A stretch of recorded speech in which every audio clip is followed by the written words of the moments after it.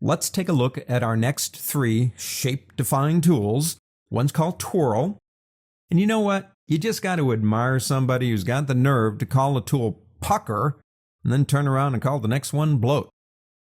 Strange names, cool tools. Let's start with Twirl. It's right here. You come over to an object, choose your object, say get right about here, and click. And it makes a twirl. Kind of a weird thing. I don't know why you're doing this, and don't ask me why. I'm just showing you the tool. Don't shoot the messenger yet.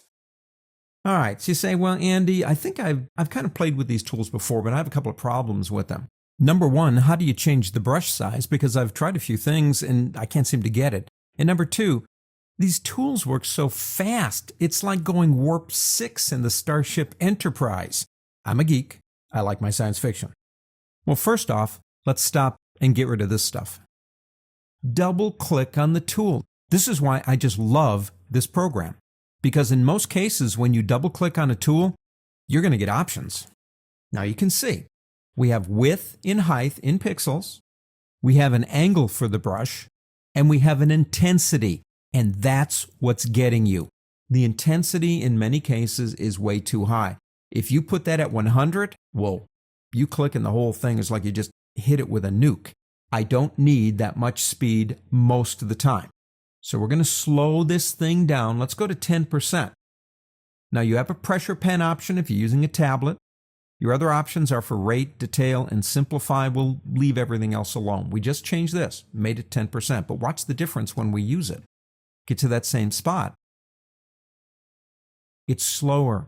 I can watch the effect and stop when I think it's ready. Slowing the tool down, to me, makes it a whole lot more valuable. Let me go ahead and press undo, undo. I love undo. Let's try this too. I know, Andy, that I can come up here and I can click here, double click, and get the tools. And I can change the brush size here. But I don't know, isn't there an easier way? And of course there is, or I wouldn't be talking, right? Come over here and hold the Alt key down, and now drag. When you hold the Alt key down and drag, you're not actually using the tool, you're changing the size of the brush. Don't forget that Alt drag. It can save you a ton of time when you're working. So we could make a brush maybe this big, come over to this one right here. We'll probably get a little bit of that star too, so let's make that a little bit smaller. Twirl it that way. Or let's do this. Let's go back, double click, and let's reset the width and the height, and let's lower the intensity back down to 10 again. So we have a circular brush. Let me come back over to this one. Actually, let's undo what we did over here.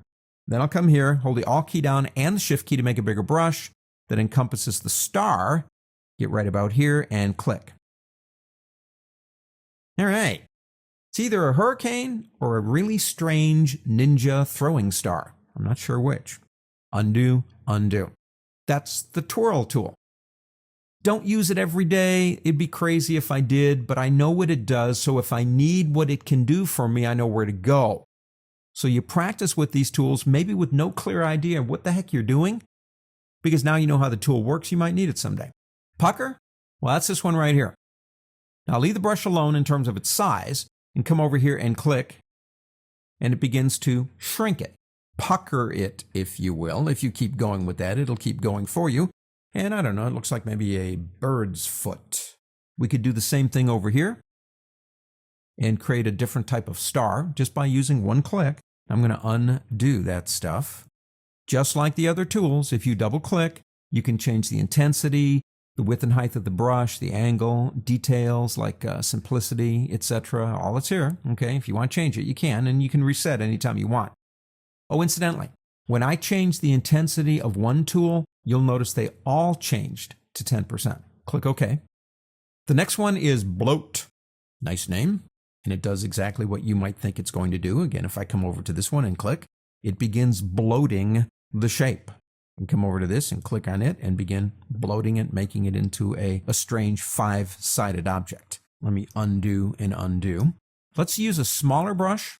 I'm going to use the Alt key and the Shift key to make the brush smaller. Say about like that. Say we get right about here and click again. All right. I've made a little tiny person with 2 arms, 2 legs, and a bloated head using the Bloat tool. Or you could do maybe something like this. Alt-Shift key again, make it even smaller, and we could run around the edges. So get right here and click. There's a new sheriff in town, and I'm making the new sheriff a badge. I want to get on his good side because he's here after the Clems gang. And there you go. Now, it's not a perfect badge, but hey, it's 1850. They didn't make them perfect back then. We make them perfect now. The whole idea, just have some fun with them. And like I said, you may not really see a need for a twirl, pucker, or bloat right at this moment in time. But if you know how the tools work, you know where to go if you do need something like that. That's all I'm saying.